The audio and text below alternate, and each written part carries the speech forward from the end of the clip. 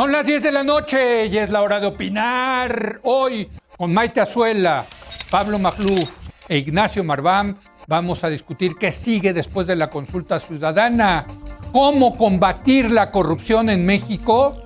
Después, con Raúl Feliz y Manuel Sánchez, vamos a analizar la inflación en Estados Unidos y en México. Suben los precios en ambos países. ¿Qué se necesita hacer? Así que quédese aquí en Foro TV, que ya comenzó la hora de opinar.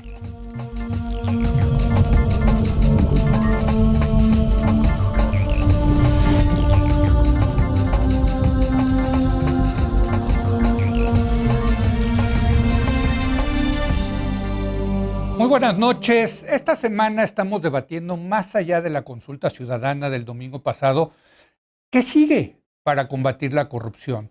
Los mexicanos estamos hartos, cansados, agotados y enojados por la corrupción. En parte esto explica por qué el presidente López Obrador ganó la elección del 2018. Pero también queremos ver resultados. Queremos ver que se castiguen a aquellos políticos del pasado y, claro, del presente, que cometieron actos de corrupción. ¿Qué hacer al respecto? Para debatir este tema, saludo a Pablo Magluf. Pablo, ¿cómo estás? Muy buenas noches. Buenas noches, Leo. Buenas noches a todos. Nos acompaña esta noche Maite Azuela. Maite, ¿cómo estás? Muy buenas noches. Hola, me da mucho gusto saludarlos. Buenas noches. Y Nacho Marván también nos acompaña el día de hoy. Nacho, buenas noches. Buenas noches, Leo. Buenas noches, Pablo. Buenas noches, Maite. Qué gusto verte. Hace tiempo que no te veía. Pues igualmente, Nacho. Qué gusto. Bueno, pues, ¿qué hacer, Pablo? Caray, ya fue la consulta. Muchos dicen que fue un fracaso, muchos que un éxito. En fin, polarizado de nuevo el debate. Pero yo quiero entrar al tema de fondo. El tema de fondo es que los mexicanos queremos que se resuelva el tema de la corrupción y se castigue los actos de corrupción. En este sentido, ¿qué hacer, Pablo? Bueno, si me preguntas así muy concretamente, Leo, ya saben ustedes que yo simpatizo con la tesis cultural, cuya solución es más de largo aliento y pasa inevitablemente por la educación. Pero aquí he explicado que esa postura no está peleada con la tesis institucional, que es más de corto plazo, digamos, de acción inmediata. Entonces, tenemos la encomienda de construir instituciones para combatir la corrupción. Y bueno, pues ahí está en la congeladora el Sistema Nacional Anticorrupción, ¿no?, que constituyó un amplio esfuerzo de la sociedad civil, sobre todo, muy importante decirlo, porque es un ámbito, digamos, no comprometido, que dejó un esquema perfectamente aceitado para combatir la corrupción. El problema, me parece, Leo, colegas, sigue siendo el ejercicio de la ley, digamos, la impunidad. Porque si tú te echas un clavado, tanto al Sistema Nacional Anticorrupción como a las leyes mexicanas, no sé, la que tú quieras, la ley de responsabilidades administrativas, las leyes de fiscalización y rendición de cuentas, lo que tú quieras, y todos los mandatos de la Secretaría de la Función Pública, pues te das cuenta que ahí está el diagnóstico, está sancionada en teoría la corrupción. O sea, no es una cuestión ni de diseño, ni de leyes, ni de diagnóstico, eso ya está, y lo sabemos. Entonces, ¿qué pasa? Pues que no se ejerce la ley, no hay voluntad, así como que sonando un poco cursi, no hay héroes republicanos, ¿no? Pero si en algo concuerdan todos los expertos, todos los manuales, casi todos los principios de política pública sobre corrupción, es que el primer paso, es personificar a la corrupción, digamos, la rendición de cuentas. Y yo creo que lo primero para lograr eso, Leo, así para contestar tu pregunta muy concreta, es una fiscalía independiente. Yo, así para contestar con un ejemplo muy concreto, yo creo que debemos finalmente de ciudadanizar a la fiscalía, hacerla absolutamente autónoma, tal vez atarla de alguna forma al INE para que los candidatos que compitan por elección popular que hayan tenido casos de corrupción, pues queden inhabilitados. ver la forma también de atarlo al servicio profesional de carrera. Pero el caso es que sin una fiscalía independiente a mí me parece muy difícil que podamos avanzar. Nacho, dice Pablo que es un problema de voluntad. ¿Es un problema de voluntad o de incentivos? Yo la verdad te confieso que sí pensé que el presidente López Obrador iba a ser mucho más agresivo, vamos a ponerlo así, en el combate a la corrupción del pasado. A ver, mira, yo creo que no es nada más voluntad, yo creo que voluntad incluso a lo mejor, yo creo que es un problema bastante más complejo de lo que lo simplificamos. Yo no comparto, digamos, la tesis cultural, pero tampoco me suena tan ajena, porque históricamente la puedes justificar desde la colonia. Hay toda una práctica de empresarios corruptos, de la manera de ejercer la ley y demás. Hay un patrón histórico que no está tan fácil de ignorar, aunque no compartamos la tesis cultural. Creo que a lo que Pablo se refería y lo que hay que precisar es un poco los mecanismos institucionales para combatirlo, que te permitan modificar prácticas, si no de inmediato, sí tener seguridad que vas caminando hacia allá. Más que personificar o no personificar, obviamente tiene que haber cosas concretas. Yo creo que hace falta mucha precisión, digamos, es decir, la percepción de la corrupción es muy amplia, muy grande y demás, pero ahí se mezcla como que de todo y hay que ser mucho más precisos de qué es lo que vas a combatir, cuándo, cómo y por qué. La legislación, efectivamente, si tú la revisas, por ejemplo, en la reforma que se creó el Sistema Nacional Anticorrupción, el Código Penal avanzó bastante. El Sistema Nacional Anticorrupción se me hace ahí demasiado barroco y demás. Realmente ahí la pieza que funciona y la pieza que sirve y ha servido desde 1998 para acá es la Auditoría Superior de la Federación. La legislación avanzó, digamos, precisando algunos casos, y el problema está en las fiscalías. Y yo no estoy tan seguro, yo nunca estuve muy de acuerdo en una fiscalía autónoma en las condiciones de México. En general, creo que las fiscalías autónomas chilena, etcétera, etcétera, tienen una lógica. Nosotros tratamos de adaptar eso, y en las condiciones de la Procuración de Justicia federal y estatal en México, lo de las fiscalías autónomas resulta bastante discutible, y creo que el caso de Gers Manero está muy claramente demostrado.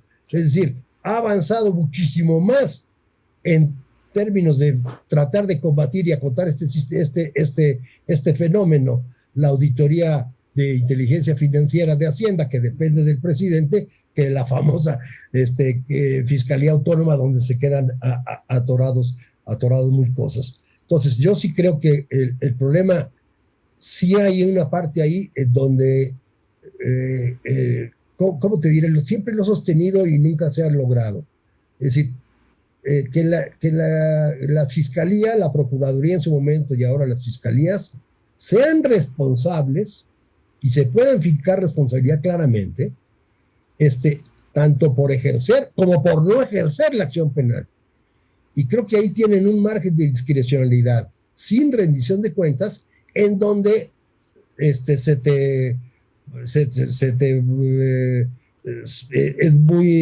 queda muy poco claridad de que realmente hagan algo o no hagan algo, claro, por una parte. Y por otra, pues también los procesos son complejos, los delitos también fundamentalmente son complejos, y entonces una cosa es decir que hubo corrupción y luego es mucho más difícil, por ejemplo, demostrarlo. Tienes el caso, por ejemplo, de Lozoya, que tenías evidencia de depósitos, puedes estar seguro que participó de Aray, pero no han tenido manera de demostrarle absolutamente nada. Entonces, ahí es la complejidad del fenómeno que también tenemos que entender, creo yo. Claro, es que los corruptos, Maite, son corruptos, no son tontos, y cuando hacen estas operaciones las hacen de manera muy sofisticada, y lo que necesita la autoridad es los recursos materiales, financieros, humanos, para recolectar esa evidencia, de que efectivamente hubo esos sobornos, esos robos, esas malversaciones. Me parece que eso no lo tenemos en México, Maite, o no lo queremos tener. Ya no sé si son una o la otra cosa. Yo creo que son ambas cosas, porque sí coincido contigo en términos de que hay una falta de voluntad evidente. También coincido con Nacho, es un tema de fortalecimiento institucional en donde quizá no estemos dotados de la profesionalización, por lo menos en términos de la Fiscalía ahora autónoma, por lo menos de nombre, en donde estas investigaciones pudieran llegar a fondo. Y no comparto la idea de Pablo de que sea necesariamente un fenómeno cultural. No me quiero tampoco detener en esa discusión, pero sí creo que en la medida en la que nos vayamos distanciando de la idea de que, bueno, pues culturalmente estamos destinados a vivir en corrupción y a ser corruptos, podemos entonces revisar a nuestras instituciones. Igual que tú, me quedé muy desencantada porque pensaba que pues este nuevo gobierno iba a impulsar políticas de anticorrupción más de fondo, más precisas, no solo enfocadas a ciertas persecuciones políticas, que ha sido más como el trabajo de la Fiscalía, quizá también de la Unidad de Investigación Financiera. Sin embargo, creo que ellos están haciendo un papel un poquito más avanzado, a diferencia de la Fiscalía General de la República. Y creo que aquí el problema no solo es lo que no se ha hecho, que todos estábamos a la expectativa, sino lo que sí se ha hecho para desmantelar y debilitar instituciones que ayudaban al combate a la corrupción, Leo.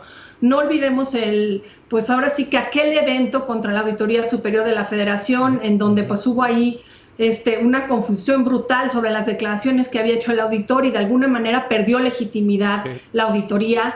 Creo que también instituciones como el INAI, a la que el presidente pues golpetea cada vez que puede, es una de estas instituciones que requiere siempre fortalecimiento y arropamiento institucional.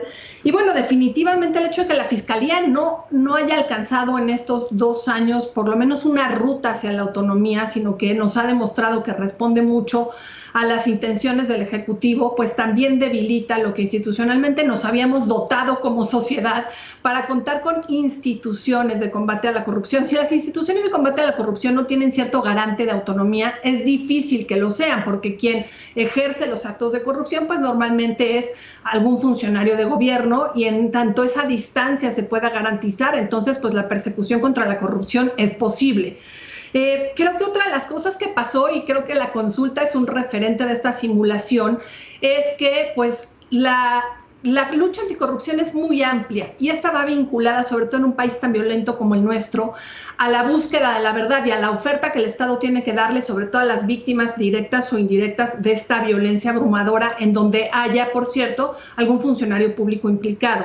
Y creo que el hecho de que la consulta haya acabado redactada como se redactó y haya incluso generado para algunas organizaciones, a mí me sorprendió, de derechos humanos, la expectativa de que esto podía apuntalar en un largo plazo a una justicia transicional, creo que golpea dos partes fuertes de lo que realmente se tenía que haber fortalecido. Primero, mecanismos de búsqueda de la verdad, de oferta de la verdad por parte del Estado. Y segundo, cómo sí encaminar, pues por lo menos al uso de las instituciones que hoy ya tenemos.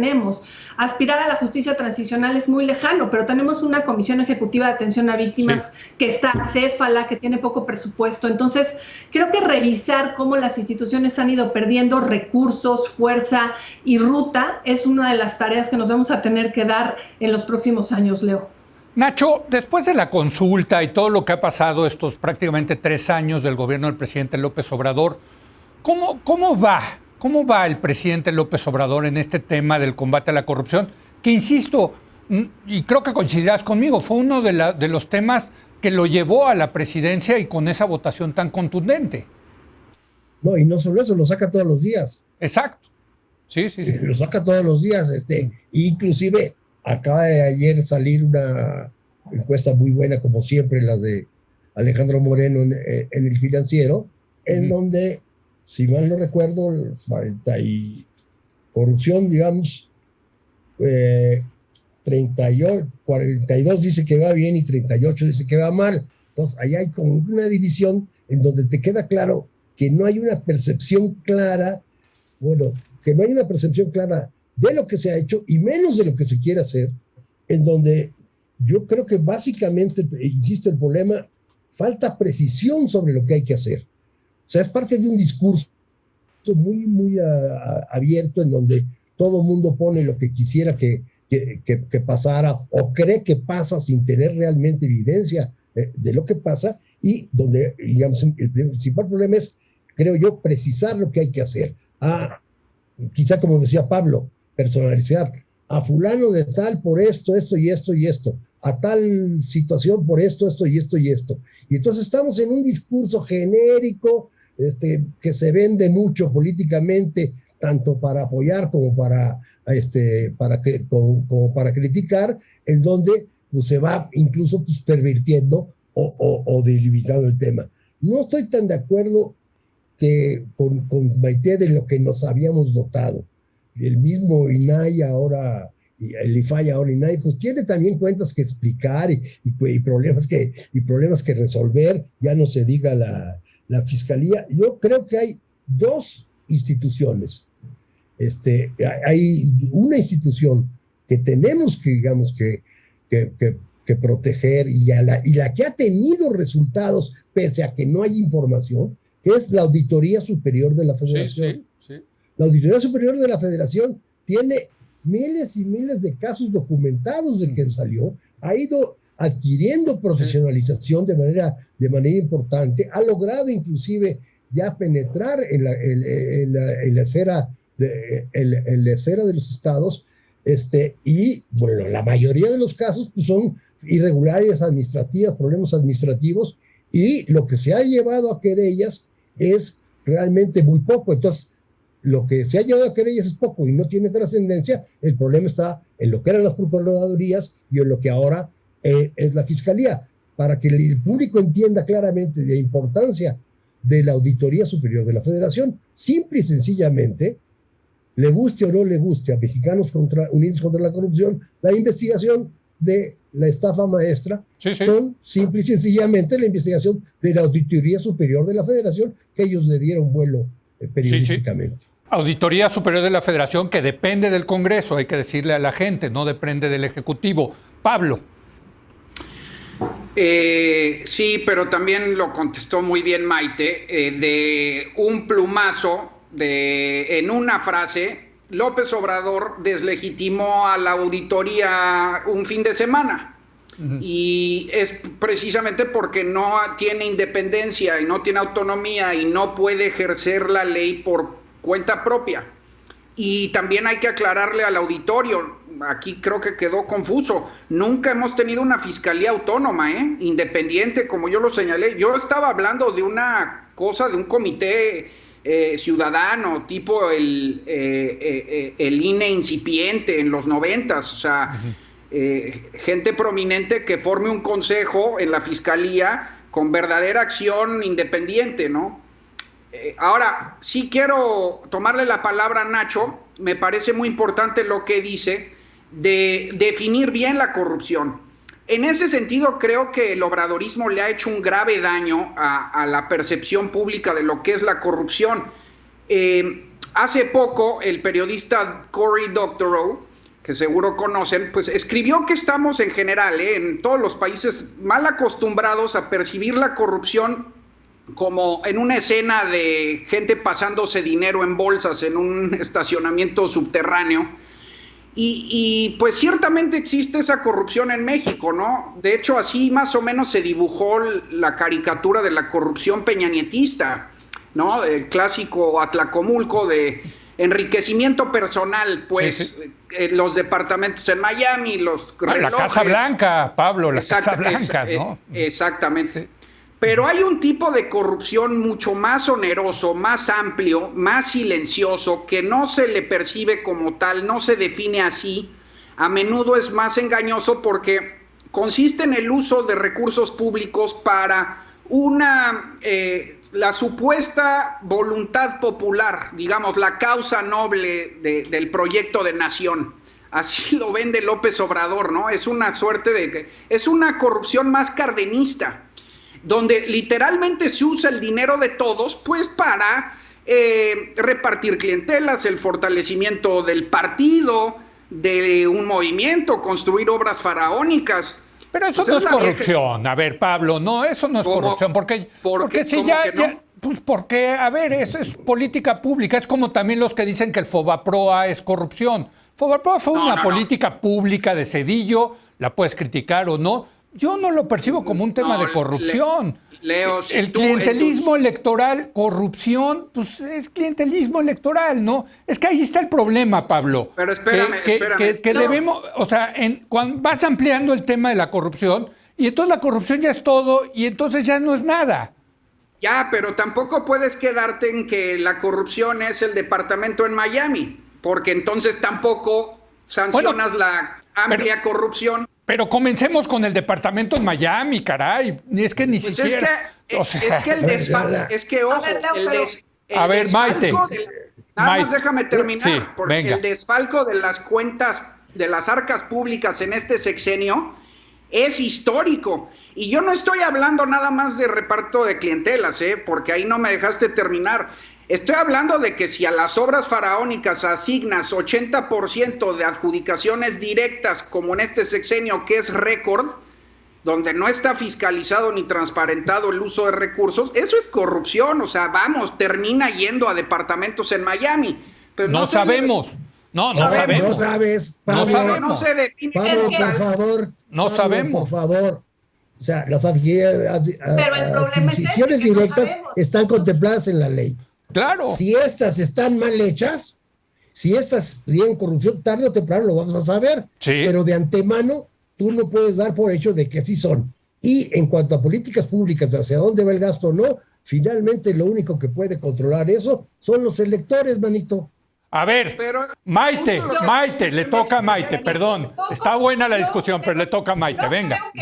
Creo que ponerlo en la mesa como un, pues ahora sí que una decisión entre todo es corrupción o nada es corrupción puede ser un error, porque creo que aquí desafortunadamente la corrupción ha permeado a tantos niveles que hay actos de corrupción pequeños que puede ejercer desde un jefe de departamento a la hora de, por ejemplo, pues viciar una licitación en donde invita a sus dos cuates a que aparenten que están compitiendo y al que sí le quiere dar el contrato, pues le dé cierta información confidencial. Ese tipo de corrupción pequeña que sucede todos los días y que merma las finanzas públicas. Y bueno, ya el departamento en Miami o los bienes inmuebles que no se declaran en una declaración patrimonial, como el caso de Bartlett, por ejemplo. Y que creo que no es menor y sí tiene que ver con la opacidad, y aunque coincido con Nacho, la Auditoría Superior de la Federación es hoy en día una de las instituciones de lucha anticorrupción, sobre todo de revelación de actos de corrupción más confiable. Sin embargo, creo que el INAI, con todas las cosas y las oportunidades que tiene para mejorar, pues sí es una de las instituciones que también nos sirve para evitar esa opacidad. ¿Qué pasa si 8 de cada 10 contratos en esta cuarta transformación han sido por asignación directa? Pues que se inhibe la competitividad, se favorece el compadrazgo, el que el amigo se quede con el contrato y no necesariamente el mejor que puede ejecutar el contrato. Entonces, también ahí hay un nivel de corrupción que no podemos negar. Yo creo que el hecho de que las adjudicaciones sean directas, independientemente de que estén en la ley, te habla de la dificultad que tiene este gobierno para poder visualizar sus proyectos en términos de cuál es el más competente para elaborarlos. Y yo sí creo, nos dotamos de instituciones, de reglas, podían ser menos burocráticas, podían ser más simples, pero que nos garantizaban esta competencia entre proveedores que hoy está completamente aniquilada, Leo. Déjame decirte con el tema, porque es un buen tema de las asignaciones directas versus las licitaciones, que también puede haber corrupción en las licitaciones. También puede haber, y por eso puse el ejemplo, ¿no?, del funcionario público que vicia la licitación. Pero se pueden auditar con más precisión, Leo. La adjudicación lo que hace es que en realidad, o sea, 91% de los recursos, por ejemplo, relacionados con medicamentos y productos farmacéuticos, que ahorita ha estado como muy en boga el tema, ¿no?, se han entregado por adjudicación directa y eso no los ha hecho más eficientes. Pero a ver. Yo me quiero ir a la corrupción que quizás es la que más le duele a la ciudadanía, que es ver que un funcionario que supuestamente gana 100,000 pesos al mes, de repente empieza a tener casas en la Ciudad de México, en Miami, en Cancún, empieza a tener autos de lujo, una vida por arriba de lo que supuestamente está ganando. Esa cosa del enriquecimiento. A ver, yo les hago una pregunta. ¿De qué vive hoy el expresidente Peña Nieto? ¿De qué vive? Vive en España y creo que vive muy bien. ¿De qué vive? ¿De dónde saca el dinero? Tú, Maite, tú, Nacho, tú, Pablo, ¿podrías irte a vivir a España de ese nivel sin tener que trabajar? De ninguna manera. ¿De qué vivió López Obrador 18 años?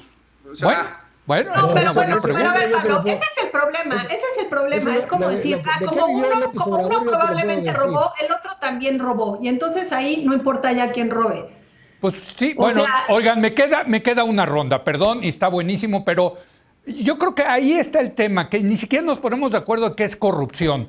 Y yo insisto, la gente lo que le da, y yo platicando con la gente muchas veces, lo que le da coraje es ver a ese presidente municipal, gobernador, presidente, que se enriquecen, secretarios de Estado, que de repente tienen un nivel de vida mayor que el del 1% de la población, o sea, del más rico de la población.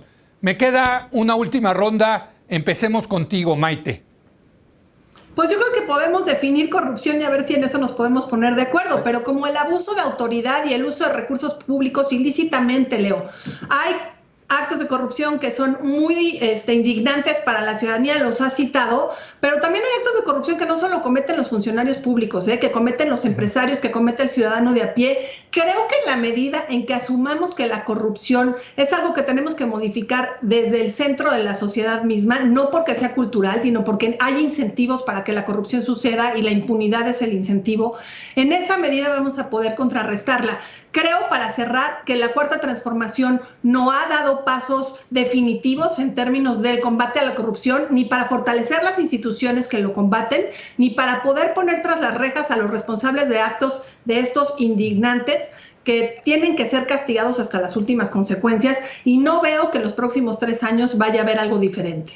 Por cierto, yo mencionaba al expresidente Peña Nieto, pero hay que decir que el actual canciller Marcelo Ebrard vivió 6 años en Francia, pues que yo sepa, sin tener ningún ingreso. Entonces, pues uno se pregunta, ¿de dónde salió esa lana? Pero en fin, y tenemos de esos casos, ¿de dónde salió el dinero de las casas de Bartlett, hombre, por favor, ¿no? O sea... O el dinero de los hermanos, ¿no? De Pío y de Martín López Obrador. Hoy sabemos que lo entregaban. ¿De dónde lo sacaron? ¿A quién lo entregaron? No podemos darle seguimiento, ¿no? Por cierto, son cantidades muy menores, con respecto a lo que sabemos de otras. No, pero es corrupción, ¿no? A ver, Nacho, un último comentario.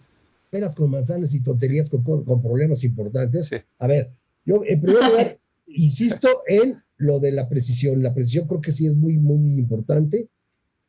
Soy optimista en el sentido de que creo que lo más descarado que hemos vivido, como los departamentos, las casas, etcétera, etcétera, ya hay mecanismos para detectarlos, entre otros la investigación periodística, y yo no digo que estén erradicados, pero cada vez será más difícil de lograrlos. Uh-huh. También soy optimista con respecto a este sexenio, porque vienes de un nivel tan bajo que cualquier mejora es ganancia. Sí, nada peor quizás que la corrupción de los de Atlacomulco, del PRI, ¿no? O sea, históricamente esa escuela del profesor Jan González de que pobre político, político pobre, ¿no? Pero bueno, un último comentario, Pablo. Yo no estoy de acuerdo, Leo. Yo creo que esa es una caricatura que construyó el obradorismo. Desde luego que eran muy corruptos y no los quiero eximir. 3 gobernadores en la cárcel, Pablo, por favor. Espérame. Pero esta es corrupción echeverrista, que también es mala y es peor, incluso puede ser más onerosa. Y el peligro con la corrupción del vulgar ladrón de Atlacomulco que se pasa a bolsas, te digo, es que es muy escandalosa. Claro. Pero te permite que un señor disfrazado de frugal, con supuesta honestidad y desinterés material, como López Obrador, construye un personaje que en efecto no se atasca en la vendimia, pero puede ser igual de corrupto o peor. Todo el círculo cercano tiene los mismos casos de enriquecimiento personal y enriquecimiento ilícito, lo hemos visto a lo largo del sexenio. Pero además el desfalco a las arcas del Estado, a través de obras, a través de adjudicaciones, pero está muy claro. El problema es que el pueblo se va con la finta del departamento de Miami, que es muy malo, no digo que no, pero también hay que atender la otra corrupción, la corrupción del PRI viejo, del PRI hegemónico, del uso de recursos públicos para el partido en el poder, pues. Bueno, oigan, buenísimo el debate. Desgraciadamente se nos acabó el tiempo. Ya tendremos más oportunidad de hablar de los yates y los aviones privados y, en fin, todas esas. Es que de verdad da coraje, da un coraje enorme. Gracias, Maite, Pablo, Nacho, gracias por estar el día de hoy con nosotros. Buenas noches. Buenas noches. Vamos a hacer una breve pausa y hoy voy a regresar. Vamos a tener una mesa con 2 economistas, Raúl Feliz y Manuel Sánchez, para hablar del fantasma de la inflación. La inflación va a ser uno de los grandes temas, se lo aseguro, en lo que resta de este año, tanto en Estados Unidos como en México. Regresamos.